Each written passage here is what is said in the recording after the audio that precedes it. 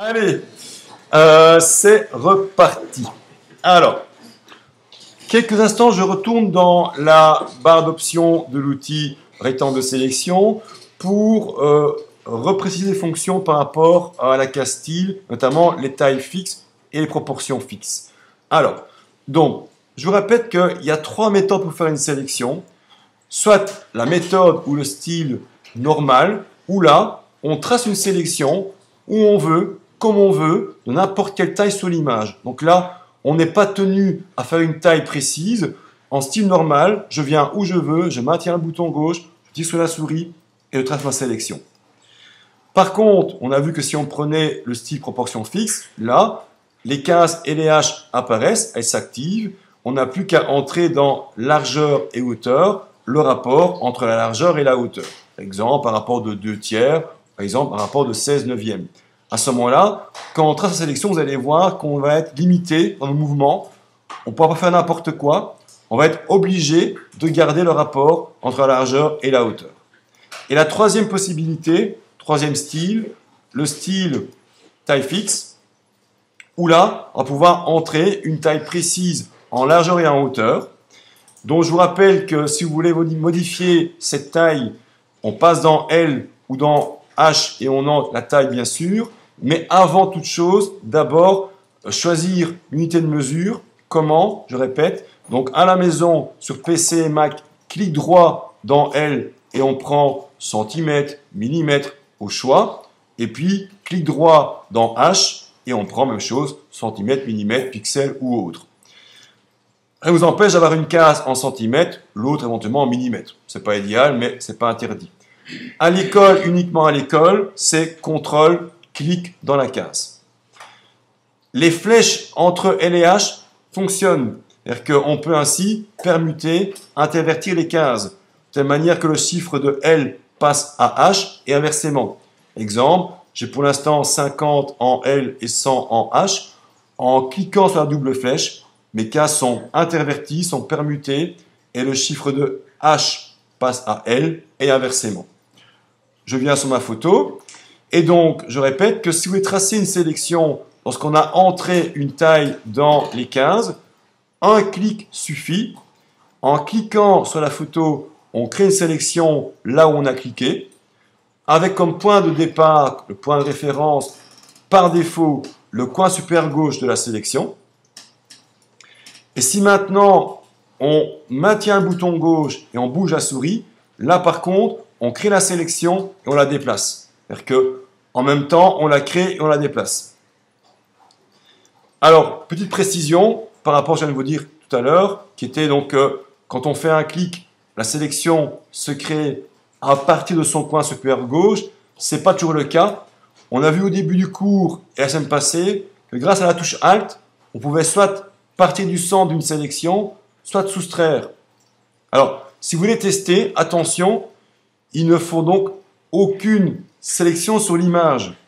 Donc, je fais commande D.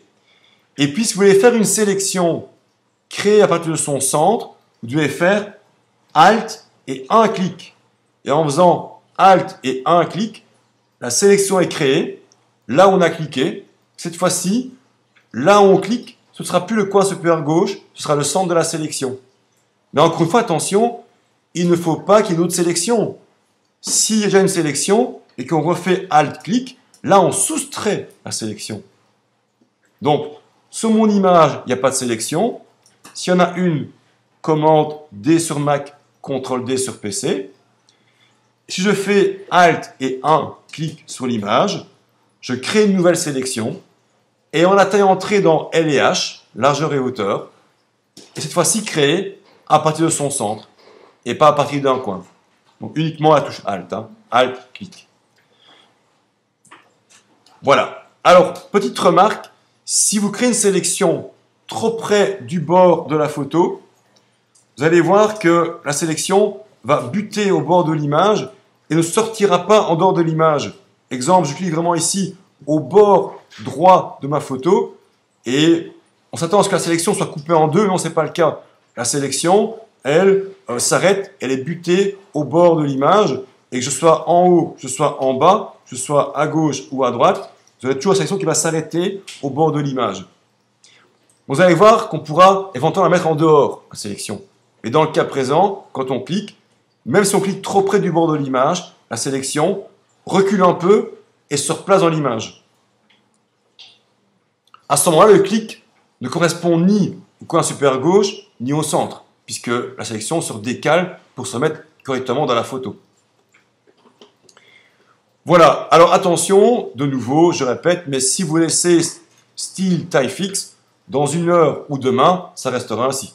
Et du coup, tiens, c'est bizarre, j'arrive pas à faire une sélection comme je veux. La raison, c'est qu'il y a peut-être 5 minutes, il y a 1 heure, il y a 1 semaine, j'ai choisi le style taille fixe. Et donc, pour revenir en normal, il faut remplacer style taille fixe par style normal. Et là, de nouveau, on trace une sélection de manière libre sur la photo.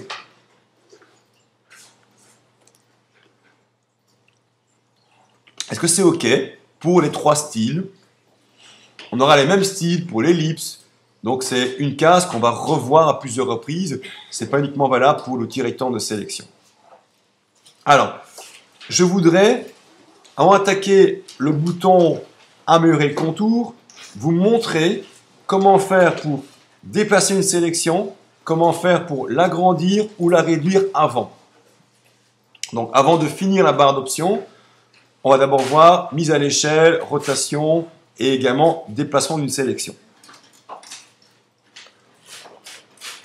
Alors, d'abord, je vous montre comment déplacer une sélection. Je pense qu'on ne l'a pas encore vu, si je me souviens bien. Alors, première étape, bien sûr, sur l'image, tracer une sélection. En style normal, en style proportion fixe, en taille fixe, comme on veut. Et puis, on se rend compte qu'une fois la sélection faite, qu'elle est mal placée, mal positionnée. Je voudrais la déplacer, la mettre plus à gauche, la mettre plus en bas, la monter vers le haut. Pour déplacer une sélection, il y a plusieurs solutions.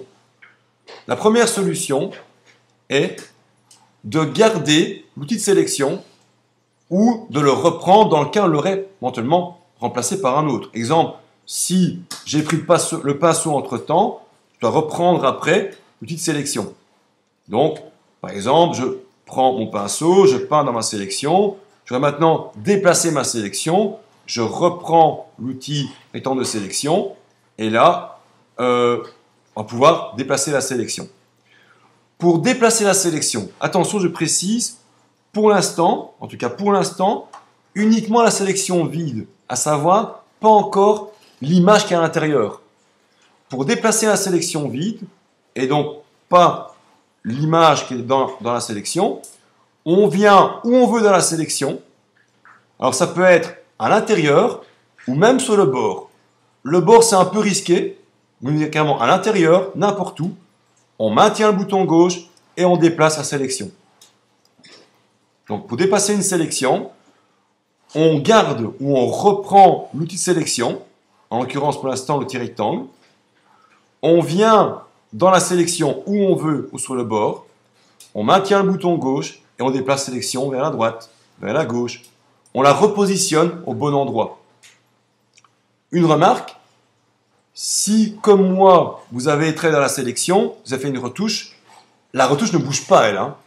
Il n'y a que les pointillés qui bougent. Il n'y a que la sélection qui bouge. La retouche, elle, reste là où j'ai travaillé. Elle ne bouge pas. En tout cas, pour l'instant. Attention, si vous faites trop vite, si vous faites un clic sans bouger la souris, on désélectionne. Ça, on l'avait vu la semaine passée. Donc attention, pour déplacer une sélection, on vient à l'intérieur, on maintient le bouton gauche et on déplace la souris. Parce que si on ne bouge pas la souris et qu'on fait un simple clic dans la sélection, on désélectionne.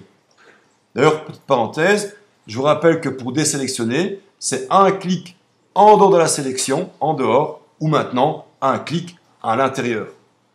Mais un conseil, plutôt cliquer en dehors pour désélectionner et venir à l'intérieur pour déplacer. Je maintiens le bouton gauche et je bouge ma sélection. Alors, ça c'est une première méthode.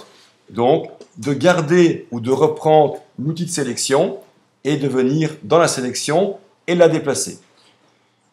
Petite remarque, il se peut que ça ne marche pas. Pourquoi?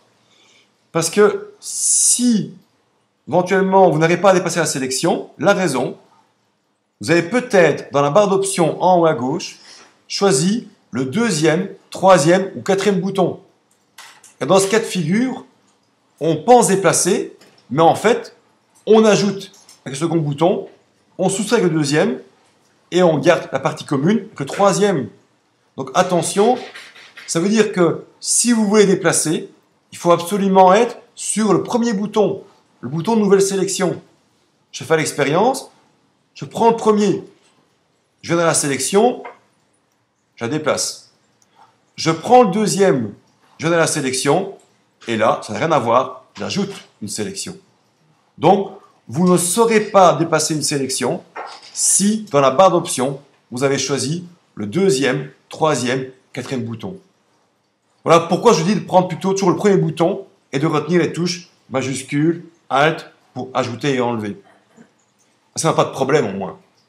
Ça veut dire que le premier bouton sert à faire une nouvelle sélection, mais permet également de déplacer une sélection existante.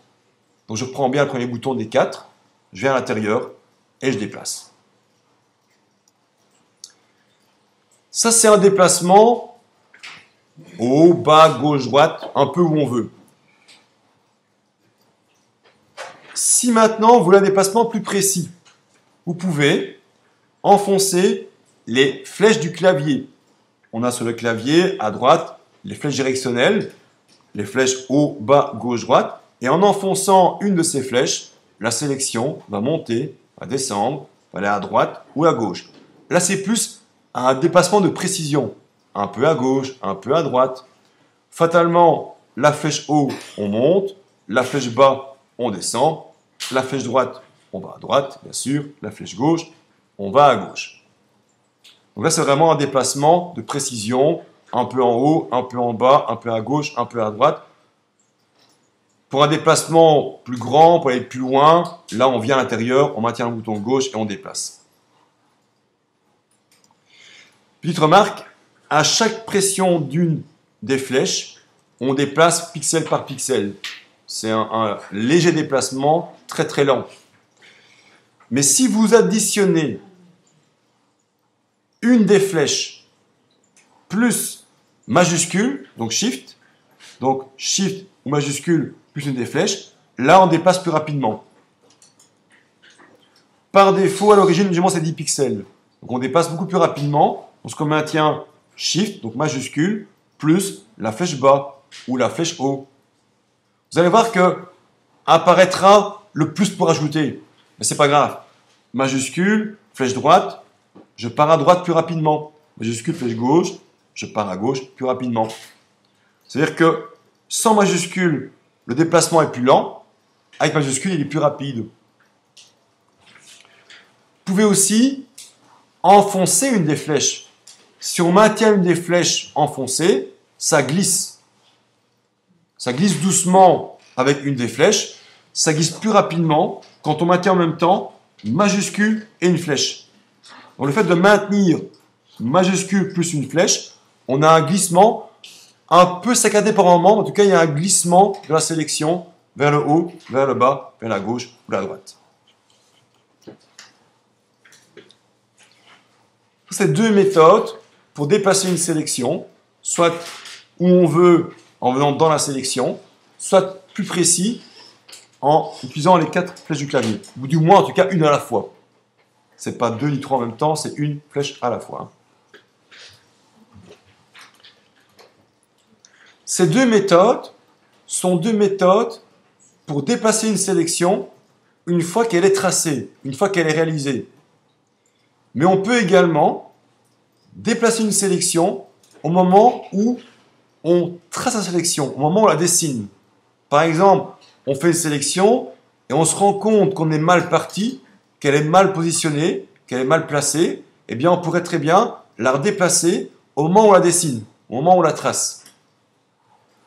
Pour cela, vous devez, pour déplacer une sélection au moment où on sélectionne, au moment où on trace la sélection, il faut enfoncer le bouton gauche comme d'habitude, tirer sur la souris, surtout ne pas lâcher le bouton gauche, et après, en même temps, la barre d'espacement. Et là, on déplace la sélection où on veut. Donc, bouton gauche, plus barre d'espacement, et on repositionne la sélection n'importe où sur l'image.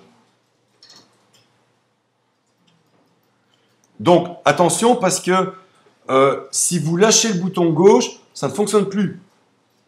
Une fois le bouton gauche lâché, la sélection est créée. Là, il est trop tard. Là, il faut dépasser avec la méthode précédente. Donc, je répète, bouton gauche enfoncé et maintenu, tire sur la souris, et en même temps, la barre d'espacement. Une remarque, pendant qu'on déplace, on ne sait plus modifier la taille. On déplace, on positionne au bon endroit. Quand c'est au bon endroit, on lâche la barre d'espacement. On peut encore au besoin agrandir, réduire. Vous pouvez de nouveau reprendre la barre d'espacement et redéplacer. Mais quand on a fini, il faut lâcher le bouton gauche. Et seulement quand on a fini. Une fois qu'elle a la bonne taille et la bonne position. Le bouton gauche, on ne lâche pas tant qu'on n'est pas au bon endroit et à la bonne taille. Et quand on est bien positionné, qu'on a la bonne taille, là, à ce moment-là, on lâche le bouton gauche de la souris.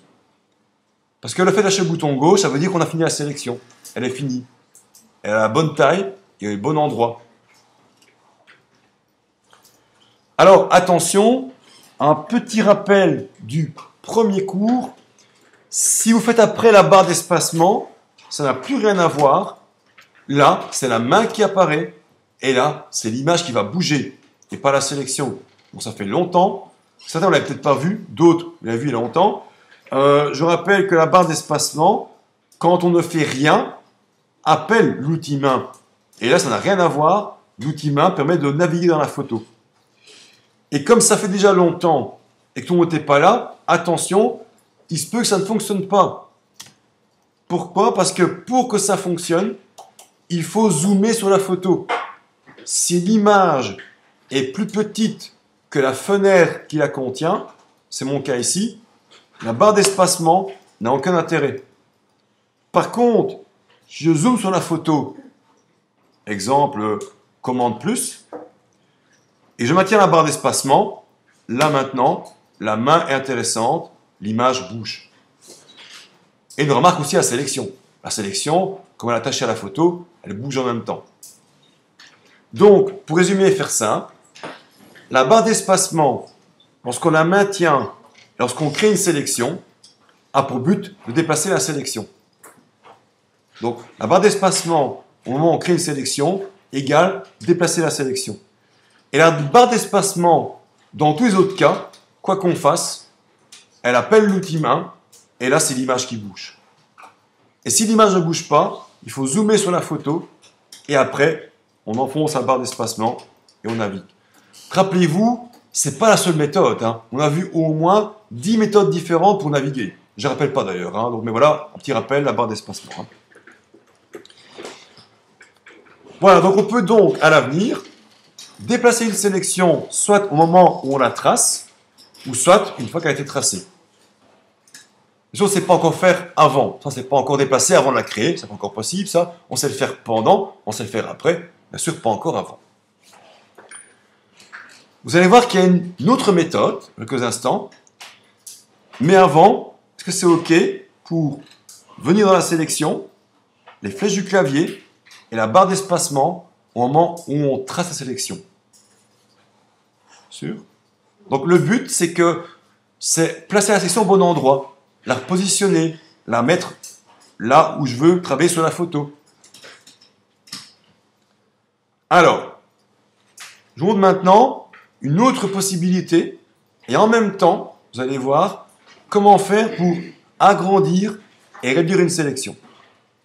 Alors, donc une autre méthode de déplacement de sélection, plus également faire une mise à l'échelle, agrandir une sélection ou la réduire, il faut, première étape, bien sûr, faire une sélection. Alors, remarquez que tout ce qu'on voit depuis le début du cours, ça va là plus tard pour un rectangle, une ellipse, un lasso et une baguette magique. Hein. Tout ce qu'on a vu, majuscule, alt, contour progressif, les styles, désélectionner, et maintenant la barre d'espacement par exemple, et voilà pour quasiment tous les outils. Pas tous, mais en tout cas beaucoup d'outils. Vous pouvez, d'ailleurs dans le cas présent, prendre n'importe quel outil, et pas spécifiquement l'outil rectangle. Vous pouvez prendre le pinceau, flou, netté, sauf peut-être l'outil recadrage qu'on n'a pas encore vu, mais ça vous pouvez prendre n'importe lequel qu'on a vu pour l'instant. Alors, pour mettre à l'échelle, les conditions sont, on fait une sélection, on prend n'importe quel outil et pas absolument l'outil rectangle, on se rend dans le menu sélection, et dans le menu sélection, vous avez en bas du menu, transformer la sélection. Menu sélection et transformer la sélection. Et là, va apparaître un cadre autour de la sélection.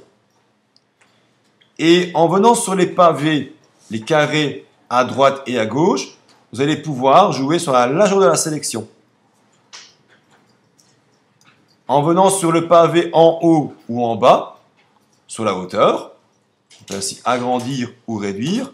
Une remarque, pendant que je mets à l'échelle, je vois une information qui m'indique la taille en temps réel de ma sélection, aussi bien en H que en L, en hauteur et en largeur. Et si on vient sur un des 4 coins, là on met à l'échelle en largeur et en hauteur. Donc un des coins égale largeur et hauteur. Le pavé, le carré en haut et en bas uniquement en hauteur. Le carré ou pavé à droite et à gauche uniquement en largeur. Si vous voulez par exemple mettre à l'échelle la sélection sans la déformer, je voudrais par exemple la réduire ou l'agrandir sans la déformer. On va venir sur un des 4 coins au choix et enfoncer la touche Shift ou majuscule. Et ainsi, vous allez pouvoir réduire ou agrandir sans déformation. En fait, on réduit, on agrandit en gardant les proportions. Faites un test d'abord sans la touche. Vous venez sur un coin et tirez dessus. Et là, c'est une mise à l'échelle non proportionnelle. On déforme donc. Et si on vient sur un des coins au choix, il y en a 4, et qu'on maintient majuscule, là, on met à l'échelle de manière proportionnelle. On agrandit, on réduit sans déformer. Elle est plus petite, elle est plus grande, mais elle n'est pas étirée, écrasée, allongée, elle n'est pas déformée.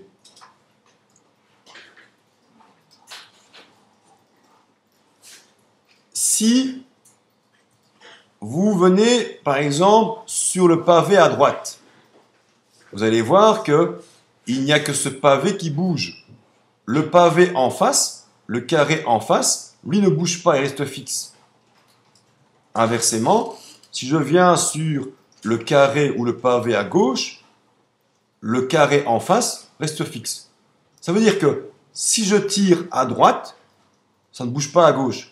Si je tire à gauche, ça ne bouge pas à droite. C'est le même pour en haut et en bas. Si je tire en bas, le haut ne bouge pas. Si je tire en haut, le bas ne bouge pas.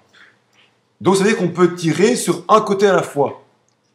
Pour maintenant tirer des deux côtés, exemple, à gauche et à droite, ou bien en haut et en bas, exemple, pour l'instant, gauche-droite, on vient sur le pavé ou à gauche ou à droite sans distinction, et on maintient la touche Alt. Et grâce à la touche Alt, vous allez pouvoir en même temps jouer de manière symétrique à droite et à gauche. Sans touche Alt, uniquement à droite, uniquement à gauche. Avec touche Alt, vous allez pouvoir agrandir ou réduire en même temps à droite et à gauche. De manière bien sûr symétrique, égale de part et d'autre. Hein. Touche Alt. Hein. Même chose pour la hauteur. Si je viens en haut, sans touche Alt, le bas ne bouge pas, le bas reste fixe.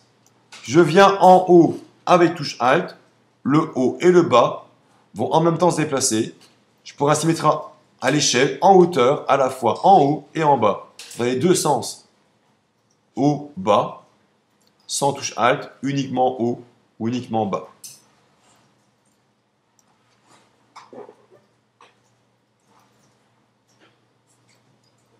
La majuscule n'a pas d'intérêt si on vient sur un des quatre pavés sur les côtés. On va dire qu'il y a les coins, quatre côtés, et donc il y a les pavés dans les coins et dans les côtés. Majuscule n'a pas d'intérêt pour les côtés, uniquement pour les coins.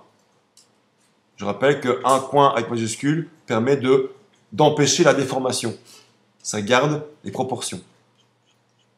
Donc, grâce à ce cadre, on peut mettre à l'échelle. Agrandir, réduire. Attention, pour l'instant, uniquement à la sélection. Hein. Alors, si vous voulez maintenant déplacer l'autre méthode et de venir où on veut dans le cadre, va apparaître une flèche noire, enfoncez le bouton gauche et déplacer la sélection. Et donc là, on déplace la sélection, que l'on ait pris le pinceau, le crayon, le rectangle de sélection ou n'importe quoi d'autre. C'est-à-dire qu'ici, à partir du moment où le cadre est là, que j'ai pris d'un palette n'importe quel outil, eh bien, on peut déplacer la sélection. Une remarque d'ailleurs, dès qu'on fait appel au cadre via menu sélection, on n'a plus aucun outil activé dans la palette. On ne peut que mettre à l'échelle, déplacer, mais il n'y a plus d'outil activé. Il n'y a plus aucun bouton enfoncé dans la palette. Donc je répète, pour déplacer, on vient dans la sélection où on veut, apparaît une flèche noire, on maintient un bouton gauche et on déplace. Les chiffres qui apparaissent lorsqu'on déplace, c'est la distance de déplacement. On voit une flèche à droite et une flèche vers le haut. C'est la distance de déplacement de votre sélection. Par rapport à son point initial. Comment? Par rapport à son point initial. Tout à fait. Par rapport à la position de départ de la sélection. Tout à fait, ouais. Pas par rapport à la photo, par exemple. C'est uniquement par rapport à la sélection. C'est-à-dire qu'il considère qu'au départ, c'est 0, 0. Quand je pars à gauche, c'est 10, 20, 30. Quand je monte, même chose, 10, 20, 30. Quand j'ai 100, c'est négatif. À chaque fois ainsi, le chiffre change selon ma position. Mais ça ne sert pas qu'à ça.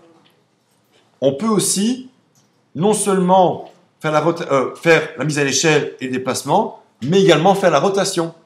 Tourner notre sélection. Et donc, troisième possibilité, après la mise à l'échelle et après le déplacement, grâce à ce cadre, on peut également tourner. Alors, comment on fait? C'est très simple. Placez votre curseur en dehors du cadre, n'importe où vous voulez, près du cadre, très loin ou à l'autre bout de l'image, c'est pas important. Le principal, c'est que votre curseur ne soit pas dans le cadre, ne soit pas au bord du cadre, ne soit pas non plus dans le cadre. Parce que dans le cadre, on déplace, au bord du cadre, on met à l'échelle, et en dehors du cadre, on peut tourner, faire une rotation.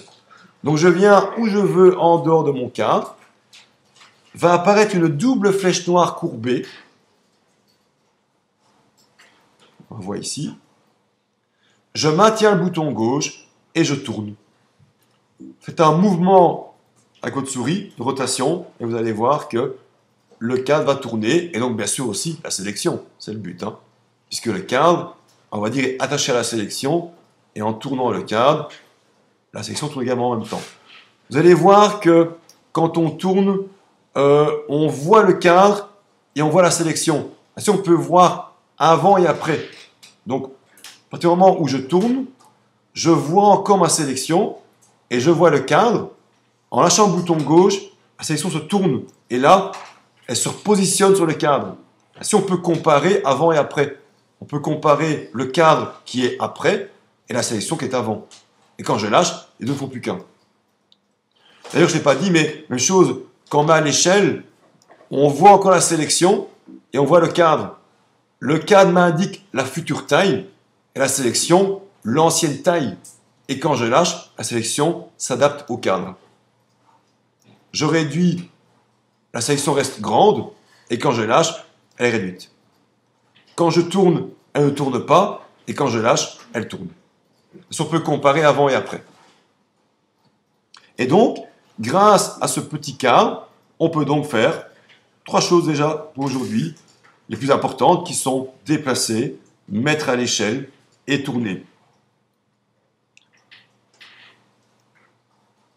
Alors, petite remarque par rapport à la rotation. La rotation s'effectue à partir du centre de la sélection, qui est donc également le centre du cadre. Si vous regardez bien, c'est pas très visible, mais au milieu du cadre, il y a un petit viseur qui est un peu grisé, qui n'est pas très visible, il faut avouer. Eh bien, ça, c'est le point de référence à partir duquel il va tourner, à partir duquel mon cadre va tourner. Et si on n'y touche pas, si on laisse ce viseur au centre, votre sélection tourne sur elle-même à partir de son centre. Comme ce viseur indique le centre du cadre et comme c'est également le centre de la sélection, là pour l'instant, quand je tourne ma sélection, elle tourne sur elle-même. Mais ce qu'on peut faire, c'est venir au centre du cadre, venir sur le petit viseur, qui est rond avec 4 petits traits, on maintient le bouton gauche et on déplace ce viseur là où on veut. Dans le cadre, sur le bord du cadre, sur un des pavés, comme dans les coins par exemple, ou sur les côtés, ou même en dehors du cadre. On le place où on veut. Donc, au centre, il y a un petit viseur, on vient dessus, on maintient le bouton gauche, on le déplace où on veut, dans le cadre, en dehors, sur le bord du cadre, et puis on lâche. Le viseur se positionne là où on a lâché, et quand on sort en dehors de la sélection, on peut tourner la sélection. Cette fois-ci, elle ne tourne plus sur elle-même, elle tourne autour du point de référence qu'on aura placé sur la photo, dans le cadre, sur le bord, sur un pavé, là où on veut. Oui. À quoi ça peut servir de le déplacer? Eh bien justement, c'est de prendre un point de référence ailleurs. C'est-à-dire que, par défaut, la sélection tourne sur elle-même. Pour la faire tourner autour d'autre chose, autour d'une autre partie de l'image, autour, je sais pas, moi j'invente, du centre d'une fleur, par exemple, autour du centre d'un visage, eh bien je place mon viseur sur le nez, par exemple, ou au centre de la fleur. Et je définis un point de référence ailleurs qu'au centre de ma sélection. Et après, ma sélection tourne autour de ce point de référence. Alors, c'est vrai, encore une fois, ne peut-être pas faire tous les jours ça. Hein. En tout cas, voilà, on peut le faire. Et par exemple, je voudrais par exemple que ma sélection tourne à partir ici du sommet de l'église. Je prends le viseur, je positionne le viseur au sommet de l'église. Et quand je tourne, hop, vous voyez, ma sélection tourne autour du sommet de l'église, avec un point de référence autre que le centre de ma sélection. Alors, ce petit viseur, lorsqu'on aura fini la mise à l'échelle, la rotation et le déplacement, se replace automatiquement au centre. Ne pas le faire vous-même. Mais si vous voulez le faire, il faut venir sur le viseur et le déplacer. Et vous allez voir que le centre est aimanté. Et quand on s'approche du centre, hop, il recolle le viseur au centre. Il ne faut même pas le faire en fait, il faut automatiquement. Hein. Quand on a fini, il se repasse automatiquement au centre. D'ailleurs, à ce propos, on ne sait pas l'obliger de laisser le viseur là où on l'a mis. Par exemple, si je mets le viseur en dehors du cadre, dans 5 minutes, dans 1 heure ou demain, il se met automatiquement au centre de mon cadre. Il ne se met pas là où je l'ai mis. Donc il ne mémorise pas où on met le viseur. Il vient toujours par défaut, chaque fois il le replace au centre. Ça c'est un petit inconvénient, on ne sait pas mémoriser la position du viseur où on veut, chaque fois il vient par défaut. La preuve, je vais faire, je mets le viseur au sommet de l'église. Alors, je n'ai pas encore dit, mais une fois le déplacement réalisé, une fois la mise à l'échelle effectuée, une fois qu'on a fait la rotation, voir uniquement le déplacement, uniquement la mise à l'échelle, uniquement la rotation. Pour valider, faites Enter. En faisant Enter, le cadre disparaît et la sélection a été déplacée, a été mise à l'échelle, elle est plus grande, plus petite, ou elle a tourné. Donc, pour valider, toujours faire Enter, le cadre disparaît, la sélection, elle, reste visible, et elle a été déplacée, redimensionnée ou tournée. Je vous montre. Sinon, je fais de nouveau appel à la fonction. Menu sélection, transformer la sélection. Le viseur s'est remis automatiquement au centre. Ça n'a rien à faire, c'est comme ça. Chaque fois, il se replace au centre du cadre. Il ne mémorise pas le viseur en dehors du cadre ou sur le bord du cadre. Tout le temps, il le remet au centre. Maintenant, vous pouvez transformer une sélection une fois, 2 fois, 20 fois. Hein. Je peux très bien, voilà, faire Enter, et puis de nouveau après, refaire sélection, transformer la sélection, et c'est reparti. Puis faire Enter, puis de nouveau, sélection, transformer la sélection, chaque fois ainsi. Alors, le problème, c'est qu'il n'y a pas de raccourci clavier. Il faut toujours passer par le menu. Toujours faire sélection, transformer la sélection. Alors, pour info, encore une fois, plus tard, mais on y arrivera, rassurez-vous, il est possible d'appliquer à chacune des fonctions un raccourci clavier. Mais par défaut, il n'y en a pas. On doit faire comme ça. Donc par défaut, on passe par le menu, mais on pourra plus tard voir comment faire pour appliquer à chacune des fonctions un raccourci clavier. Mais pour l'instant, on doit passer par ce menu. On n'a pas le choix. D'accord? Menu sélection, transformer la sélection. Alors, on va voir s'il y a des questions. À mon avis, la seule raison pour laquelle on n'a pas accès à la fonction, c'est qu'il n'y a pas sur l'image de sélection. Je ne fais pas de sélection sur mon image, il n'y a pas de sélection. Je fais menu sélection, donc je ne suis pas transformé.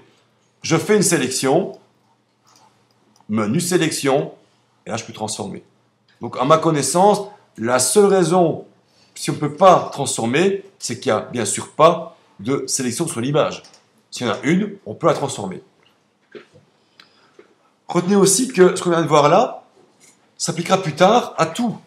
À une ellipse, à un lasso, à une baguette magique, à n'importe quel outil de sélection. Et pas uniquement à l'outil rectangle. On pourra donc réduire, agrandir un cercle, réduire, agrandir une sélection au lasso. Toujours faire Enter pour valider. Par contre, une petite remarque. Si vous tournez votre sélection et que la sélection dépasse en dehors de la photo, je vous montre, quand je valide, elle dépasse. Hein. Oui, mais si, par contre, il veut bien là, ici. Mais, petite parenthèse, tout ce qui dépasse ne sert à rien. Parce qu'en dehors de la photo, il n'y a pas de pixels. Mais malgré tout, il accepte de dépasser en dehors d'une photo. Je vais le refaire. Je fais une sélection.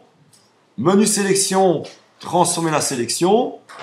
Je tourne mon cadre et on voit ici qu'il dépasse à droite. Il me dit rien. Je fais Enter, il valide. Et ça veut dire qu'en fait, le coin ici à droite, il est en dehors de mon image et il ne sert à rien, vu que là, il n'y a pas de pixels. Maintenant, rien ne m'empêche, je vous montre, de reprendre mon outil de sélection, de venir dans la sélection et de la redéplacer dans ma photo. C'est pas perdu, hein, c'est pas grave, en tout cas si votre sélection dépasse en dehors de l'image. Hein. Je pourrais, comme on l'a fait tantôt, prendre mon rectangle de sélection, venir dans la sélection, et si elle dépasse, la remettre sous la photo, et la voir de nouveau entièrement, dans le cas où elle déborderait en dehors de votre image, la sélection. Donc c'est pas très grave si votre sélection dépasse, déborde, quand on tourne la sélection. On pourra toujours à tout moment après la remettre à l'intérieur de l'image, la redéplacer s'il faut. Bon. Alors, donc voilà, mise à l'échelle, rotation, déplacement, et toujours faire Enter pour valider la sélection. Alors, on a fait le tour des bases des sélections, à savoir comment créer une sélection simple comme un rectangle, ajouter, enlever, garder l'intersection. On a déjà découvert un peu le contour progressif, on a vu les différents styles. Alors maintenant, ce qu'on va faire, c'est qu'on va enfin clôturer l'outil rectangle. Et encore une fois, vous allez voir que ça fait beaucoup de temps, mais que demain, on va prendre 5 minutes pour voir l'outil ellipse. C'est la même chose en fait. On va peut-être prendre un quart d'heure pour voir le lasso. C'est la même chose également. Donc là, ça va très vite pour les suivants. Un peu comme à l'époque, on avait vu le pinceau et après, le restant était un peu la même logique, même principe. Alors, pour clôturer l'outil, on va avoir un bouton, mais encore une fois, vous allez voir, on ne verra pas tout, parce que c'est toujours un peu trop tôt. Mais malgré tout, on va avoir un maximum d'options. Ce bouton se trouve dans la barre d'options, après les cases L et H. Vous n'y aurez pas accès à ce bouton améliorer le contour si vous n'avez pas déjà fait une première sélection. Donc, première étape, faire une sélection. Rectangulaire, lasso, enfin pour l'instant, rectangulaire pour l'instant, mais plus tard, on pourra faire également au lasso, à l'ellipse ou baguette magique. Et ce bouton apparaît pour tous les outils de sélection, pas uniquement pour l'outil rectangle. Mais en fait, vous allez voir que le rectangle, ce n'est peut-être pas le meilleur outil pour comprendre toutes les options de cette fenêtre. On va quand même voir un maximum d'options. Alors, j'ai fait une sélection rectangulaire, et après, si je veux maintenant corriger ma sélection, je veux l'améliorer, on clique sur le gros bouton « Améliorer le contour ». Améliorer le contour. Dans la barre d'options de l'outil rectangle de sélection, à droite de la case style et de L et de H. Donc, je fais une sélection, je garde mon outil de sélection, je me rends en haut à droite dans la barre d'options et un clic sur le bouton Améliorer le contour. Alors, on va voir ce qu'on peut voir aujourd'hui. Première chose déjà, tout simple, vous avez en haut à gauche une loupe pour zoomer et ainsi on pourra mieux voir tout ce qu'on va modifier dans la fenêtre, toutes les corrections qu'on va appliquer à la sélection. Vous avez une petite loupe, en cliquant sur la photo, on zoome et en faisant comme au premier cours, Alt-clic, on dézoome. Et vous avez aussi, toujours en haut à gauche, une main pour naviguer dans la photo et ainsi se rendre compte de l'impact des réglages en haut, en bas, à gauche, à droite. Mais ça, pour l'instant, encore rien réglé. Hein. Je vais d'abord le plus simple. Hein. Donc, la loupe et la main pour zoomer, dézoomer et pour naviguer. Voir de plus près le résultat, voir de plus loin le résultat, ou monter, descendre, aller à gauche, à droite sur la photo.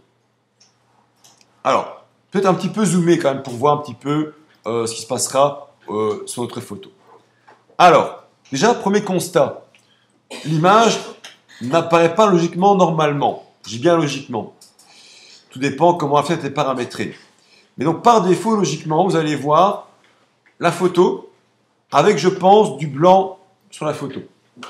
En fait, c'est une méthode d'affichage, c'est une méthode d'aperçu. Il me montre le résultat de mes futurs paramètres, qu'on va voir dans quelques instants, avec un fond blanc. Ça va bien voir la différence entre les zones sélectionnées et celles qui ne sont pas. Alors, comment ça marche? Bien, dites-vous que ce qui est blanc, c'est la partie non sélectionnée. Ce qui apparaît en couleur, la partie sélectionnée. Moi, j'ai entouré une partie du toit, donc je vois en couleur une partie du toit, et je vois du blanc autour. Donc dites-vous que tout ce qui est couvert par le blanc, c'est la zone non sélectionnée, tout ce qui est couvert, plutôt tout ce qui est en couleur normale, la zone sélectionnée. Alors, avant de vous montrer les paramètres de réglage, on peut visualiser ça de manière différente. Et vous avez une case affichage avec une flèche à droite et différentes méthodes d'affichage. On pourra ainsi voir de différentes manières le résultat. Alors, certes, on n'a pas encore pour l'instant modifié la fenêtre, mais je vous montre d'abord déjà les différents affichages. Premier affichage, c'est normal. On voit la sélection. Et là, donc, on pourra ainsi voir la sélection, vous allez voir, s'agrandir, se réduire, devenir plus net, plus flou. Et donc, ça, c'est l'affichage normal. C'est cadre de sélection actif. Alors, avant d'aller plus loin, que l'on prenne avec le fond blanc ou le cadre de sélection actif, au final, c'est le même résultat. Hein. Juste, c'est une autre manière de voir le résultat, une autre manière de voir l'aperçu. Mais encore une fois, quand on fera OK, vous verrez qu'on n'aura pas de blanc, on n'aura pas de noir, on n'aura pas de couleur, on aura une sélection sur l'image modifiée. La seconde fonction, c'est incrustation, où là on voit en rouge. Et logiquement, ici, même chose, mais ce qui apparaît en rouge ou ce qui n'est pas en rouge, ce sera la zone sélectionnée ou la zone non sélectionnée. Personnellement, j'aime pas trop cette couleur rouge, ça me dérange un peu visuellement. Il y a un avantage quand même, c'est que ça permet de voir l'image à travers le rouge. Ça, c'est quand même un petit avantage quand même. Mais sinon, je trouve que c'est un petit peu ennuyant. Je vais juste vérifier une chose ici. Voilà, pour être comme vous. Voilà. Je vais recommencer.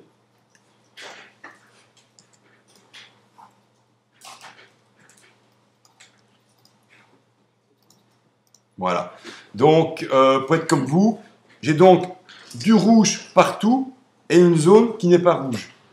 Tout ce qui est couvert par le rouge, c'est la zone non sélectionnée. Tout ce qui n'est pas couvert par le rouge, c'est la zone sélectionnée. On va aller plus vite. Hein. Si on prend sur noir, là c'est noir. Tout ce qui est noir, c'est la zone non sélectionnée. Tout ce qui n'est pas noir, la zone sélectionnée. Sur blanc, on a vu déjà au début. Si on prend noir et blanc, là on ne voit plus la photo. Tout ce qui est noir égale zone non sélectionnée. Tout ce qui est blanc égale zone sélectionnée. On ne voit plus la photo. Mais parfois on voit mieux comme ça. On voit mieux le travail sur la sélection. On ne voit plus l'image, on ne voit plus vraiment ce qu'on fait. On voit mieux l'impact des réglages parfois, avec du noir et du blanc.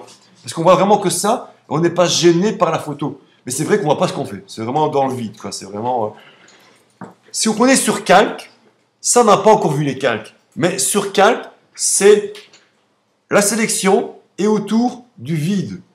Et le vide est visualisé grâce à un damier gris et blanc. Damier gris et blanc égale vide. Et donc, le damier gris et blanc correspond à la transparence et correspond à la zone non sélectionnée. Et finalement, que ce soit rouge, que ce soit noir, que ce soit blanc, ou que ce soit transparent, c'est la même chose.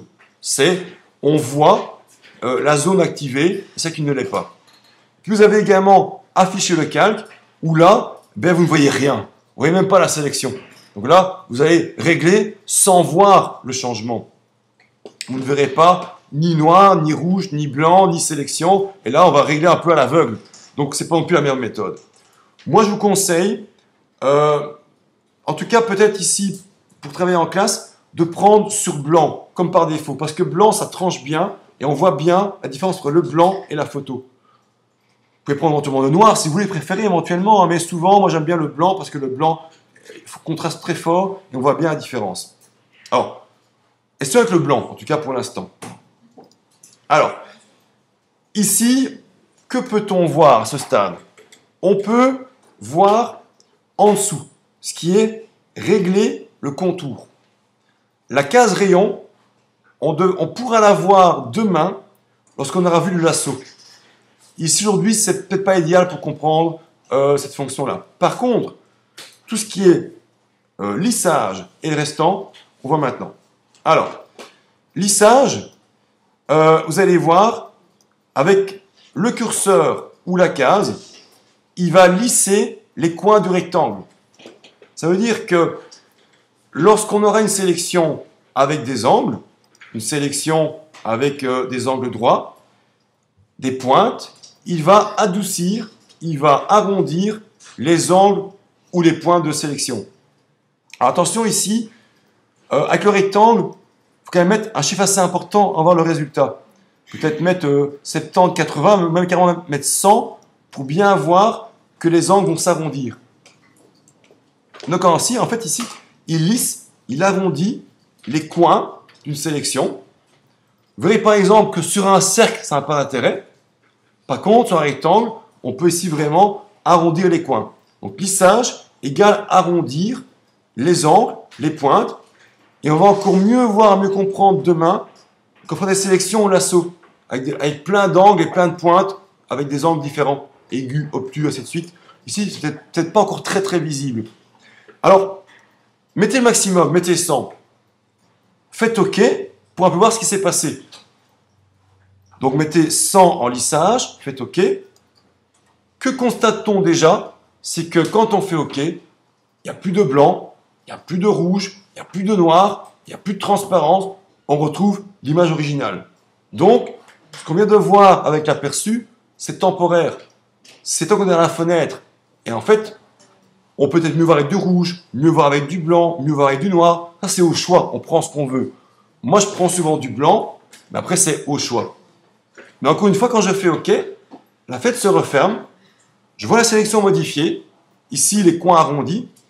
Mais par contre, on voit ni blanc, ni noir, ni rouge. Alors, s'il y a un problème, déjà annulé par commande Z. Hein, puis, recommencer, faites une sélection et le bouton améliorer le contour.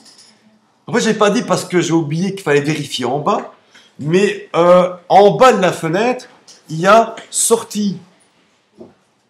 On l'a pas encore vu, normal, c'était la suite. Mais logiquement, vu qu'on est au début pour l'instant, restez bien en sortie vers sélection. Et non pas peut-être, comme tu as, je pense, c'est nouveau calque avec masse de fusion. Ce qui fait qu'il crée un nouveau calque avec un masque. On n'a ni vu les calques, ni les masses de fusion. Donc du coup, c'est un niveau encore un peu trop tôt. C'est normal, il suffit que quelqu'un d'autre, un autre groupe, ait mis, par exemple, nouveau calque ou masque avec fusion, et du coup, ça reste comme ça. Donc, attention, à ce stade du cours, n'ayant vu ni les calques, ni les masses de fusion, restez bien en sortir vers sélection. Ainsi, quand on fait OK, la fenêtre se referme, le blanc, le noir, le rouge disparaît, on voit la sélection modifiée, et il n'y a pas de calque avec des masques qu'on n'a pas encore vus. Voilà, donc sortir vers sélection, je mets le lissage au maximum, je fais OK. Et regardez de plus près, vous allez voir, maintenant, les coins sont arrondis. Ah, oui, je t'en prie, tu peux y aller, bien sûr. Les coins sont arrondis, et si maintenant, par exemple, je peins avec mon pinceau dans ma sélection, regardez ici, là, c'est vraiment des vrais coins arrondis. Ce n'est pas un contour progressif, il a vraiment légèrement arrondi les coins. Donc, le lissage permet d'arrondir les pointes, les angles. Si on a des pointes trop saillantes, trop marquées, grâce au lissage, ces pointes sont adoucies, on va dire. Lissage égale adoucir, égale, lisser les pointes, les angles. Demain, on va encore mieux comprendre avec des sélections plus complexes, style au lasso. Parce qu'il y aura beaucoup de pointes et beaucoup d'angles demain, on va encore être plus visible. Et il y a une différence avec le lissage qui est dans la barre de paramètres? Alors, en fait, oui, c'est que ce lissage-là, on ne sait pas le paramétrer. C'est lissage ou pas lissage. Ah oui. Et donc, il n'y a pas de case à paramétrer. Ici, par contre, dans cette fenêtre améliorer contour, là, on a également le lissage, mais qu'on peut modifier. Ça veut dire qu'en effet, en passant par la barre d'options, vu qu'il n'y a pas de case à paramétrer, on ne sait pas avoir un lissage plus fort ou moins fort. Par contre, pour commencer le problème, avec le bouton améliorer le contour, là, on peut le faire. On peut lisser. Mais c'est la même chose. Donc, finalement, on peut lisser un rectangle, mais en passant par cette fenêtre-là, et pas la case qu'on a vue tout à l'heure. Mais vous verrez encore mieux demain, quand on verra les sélections elliptiques, vraiment, qu'est-ce qu'un lissage? Vous allez vraiment voir que le cercle va s'améliorer, va se lisser. Pour l'instant, en tout cas pour aujourd'hui, encore une fois, je dis souvent je sais bien, mais c'est le cas. Donc, c'est la même chose. La différence, c'est que dans la barre d'options, on n'y a pas accès. On ne sait pas lisser un rectangle via cette case-là. Par contre, avec le bouton améliorer le contour, on peut lisser le rectangle. Problème, c'est que même en mettant 100, c'est quand même pas très arrondi. Hein. C'est légèrement arrondi. Hein. C'est pas non plus en mettant le maximum. Le but, c'est vraiment justement d'éviter les pointes, d'éviter les angles trop marqués, des angles trop saillants, ou des pointes plus douces, moins agressives. Mais ça, une fois, c'est vraiment très léger. Alors, on va essayer quand même de voir au moins ces options-là. Donc, je recommence. Un clic sur le bouton améliorer le contour. Et maintenant, voilà maintenant une autre méthode pour pouvoir modifier le contour progressif. En fait, la méthode vue tantôt, c'était l'ancienne méthode. En fait, on a fait quoi? On a fait une sélection, menu sélection, modifier et contour progressif. C'était la méthode la plus ancienne. Ce bouton est apparu récemment, il y a peut-être peut-être 4-5 ans. Avant, il n'y avait pas ce bouton-là, le bouton améliorer contour. Donc avant, on n'avait pas le choix. On devait faire sélection, modifier, contour progressif. Maintenant, on a le choix. Ou on fait ce qu'on vient de faire tantôt, ou bien on clique sur le bouton améliorer le contour. Alors, voilà, dans la fenêtre, de nouveau, prenez ce que vous voulez. Affichage peut-être noir pour changer, peut-être noir par exemple, ou rouge éventuellement. Moi, je reste en blanc pour bien voir à l'écran. Et donc, voilà, vous pouvez donc maintenant modifier le contour progressif en temps réel. Et en effet, j'allais vous dire que, par exemple, je pourrais augmenter le contour progressif jusqu'à 1000 pixels. Mais attention, vous allez voir que là, vous ne verrez plus la photo. Parce qu'au départ, c'est sur le bord, mais après, il va grappiller, il va attaquer l'intérieur, et à un moment, ce sera tellement progressif que même le sang d'être progressif. À tel point qu'on ne le verra plus. Donc, c'est quand même pas trop non plus. Hein. Donc, au départ, c'est net, puis c'est le bord qui est légèrement progressif. Et on voit mieux vraiment, on comprend mieux maintenant, en fait, on voit en temps réel le contour qui est de plus en plus progressif. Et en fait, si vous regardez, on voit le blanc qui se mélange avec la photo. Voire peut-être le noir pour certains, le rouge. Hein. Et ainsi, on voit ainsi bien la transition, la progression. On voit encore mieux, on comprend mieux le contour progressif. Mais encore une fois, quand je suis OK, je n'aurai ni blanc, ni rouge, ni noir. Hein. Alors, en effet, je pourrais mettre par exemple 100 maintenant, et après, 10 secondes après, remettre 0 pour retrouver la normale. OK, mais je vous montre. Je mets n'importe quoi. Je mets par exemple 50 qu'on voit bien. Je fais OK.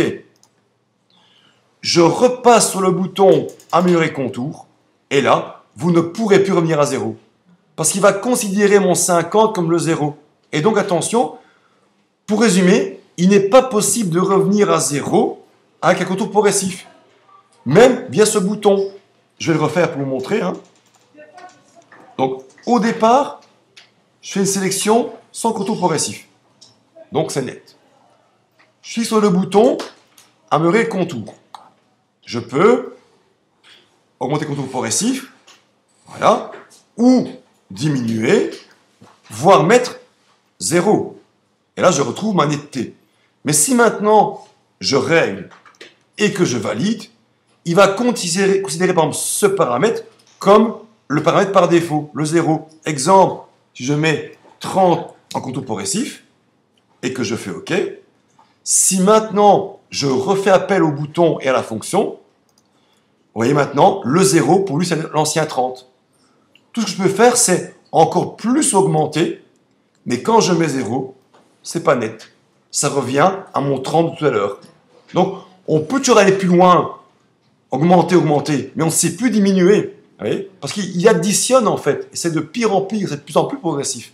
Donc, pour résumer, il n'y a aucune solution pour retrouver le 0, à moins refaire une nouvelle sélection avec 0. Mais que ce soit la case dans la barre d'options, que ce soit dans le menu sélection, ou maintenant ce gros bouton ici, améliorer le contour, dans tous les cas, le contour progressif s'additionne, se recommence. Et on ne sait pas revenir à 0. Sauf, je répète, en faisant une nouvelle sélection avec 0, bien sûr. Donc ici, par exemple, ben voilà, si je mets encore plus, puis je mets 20, et que je fais OK, et je repasse dans le bouton, si je mets 0, ça reste progressif, et donc maintenant, il considère que 20 plus 30, ça fait 50, et donc pour lui, le 50, c'est anormal pour lui. Et donc il met le niveau 0 au 50, et quand j'augmente, c'est encore pire. Quand je diminue, c'est pas moins bien, c'est pas moins progressif plutôt. Voilà. Donc, vous allez voir qu'il y a moyen de compenser malgré tout, avec l'option suivante. Justement, vu qu'on ne sait pas retrouver un contour relativement net, ou même de revenir de 0 à 0, la troisième fonction, si de moins c'est OK, n'oubliez pas que demain, nous allons voir la deuxième fonction contour progressif qu'on n'a pas encore vue, qui va dépasser une photo avec un contour net ou progressif. En attendant, la troisième fonction, c'est le contraste. C'est simple, contraste égale faire ressortir le contour, la limite, le bord. Alors, un conseil, si vous ne mettez pas de contour progressif, vous ne verrez pas le contraste. Parce que faire ressortir un contour net, vous ne verrez pas la différence. Mais dès qu'on applique un contour progressif et qu'en plus on additionne avec le contraste, vous allez voir que là, par contre, vous allez pouvoir retrouver une netteté dans le contour progressif.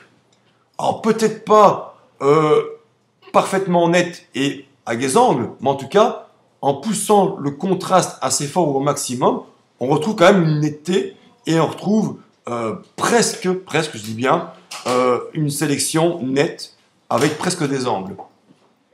C'est un peu pour compenser le fait qu'on ne sache pas revenir à zéro avec le contour progressif.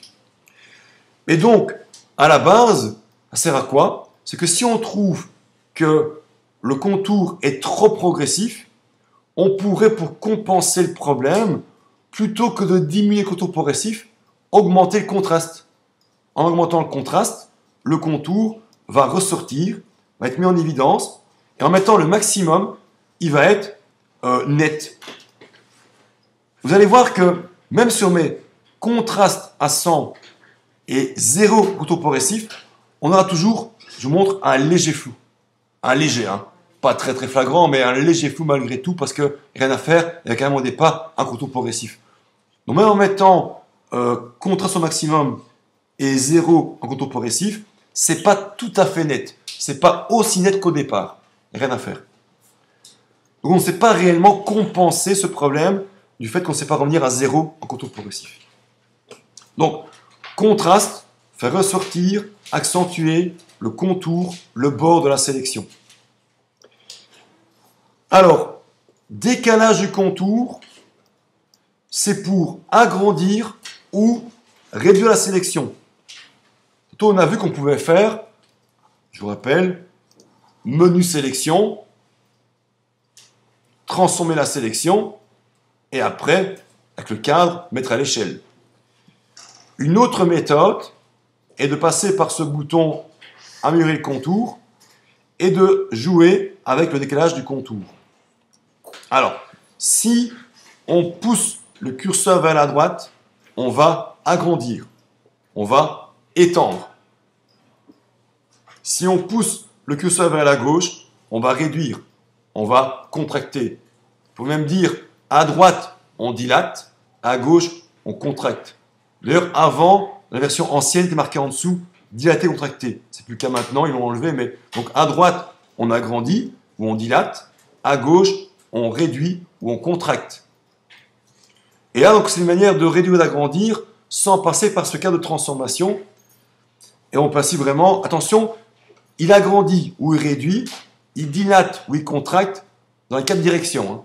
En haut, en bas, à gauche et à droite. On ne sait pas faire uniquement en haut, ou uniquement en bas, ou uniquement à gauche, hein.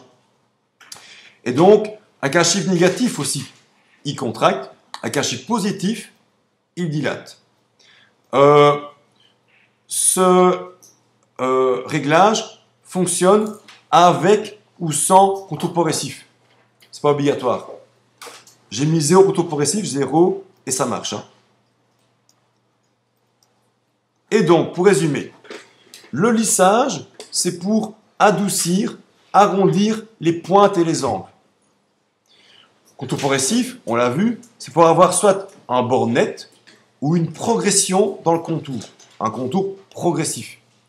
Et ainsi, on a un impact très fort dans la sélection au milieu et un impact moins fort, plus doux sur le contour. Le contraste, quelque part, je dirais presque que c'est la netteté. Mais bon, il ne faut pas confondre, c'est vraiment faire ressortir, mettre en évidence, augmenter le contraste du contour. Et du coup, le contour est mieux marqué, mieux dessiné, plus visible, plus contrasté. Et le décalage, c'est la taille. On augmente vers la droite, il dilate la sélection, on diminue vers la gauche et on contracte. Maintenant, bien sûr, il y a des limites. On ne sait pas aller aussi loin qu'avec le cadre. Si je mets le minimum, il réduit, mais ce n'est pas non plus en tout petit. Si je mets le maximum, ce qui est plus 100 ou moins 100, on ne sait pas non plus aller à outrance. Alors qu'avec le cadre, on peut faire 200, 300, 500%. Ici, on est limité à plus 100% et moins 100%. On ne sait pas aller plus loin.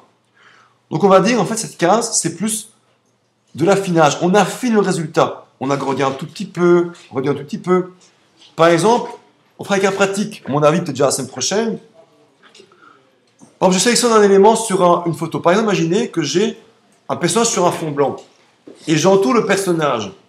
Il arrive très souvent, quand on fait une sélection, que fatalement, on va prendre un peu du décor. Exemple, un peu du fond blanc, par exemple. Et grâce à ça, au décalage, on peut un peu réduire la sélection ou la dilater ou contracter pour ainsi réduire la sélection en largeur et en hauteur et ainsi faire ressortir en dehors le contour blanc autour du personnage, par exemple. Imaginez, vous dans l'herbe, on fait le tour de vous sur l'herbe, il y a de grandes chances qu'il y aura un peu de pixels verts autour de votre corps. En réduisant la sélection, on va ainsi faire sortir les pixels verts en dehors et vraiment limiter au personnage. Et donc souvent, cette case, c'est vraiment des réglages de précision. Un peu plus, un peu moins. Mais quand on veut faire des grandes tailles, là, on passe par menu sélection et transformer la sélection. Quand on veut vraiment agrandir le double, le triple ou réduire beaucoup, là, c'est menu sélection. Quand on veut légèrement agrandir, légèrement réduire, là, par contre, c'est le bouton décalage des contours. On décale un peu dedans, on décale un peu vers l'extérieur, légèrement pour affiner la sélection. Ça, c'est 4 options qu'on peut déjà avoir maintenant qui permettent d'avoir au final une meilleure sélection, à savoir plus ronde, plus floue, plus nette, plus grande ou plus petite. Pour faire simple. Pour aujourd'hui, donc, il faut toujours prendre sortir vers sélection et faire OK.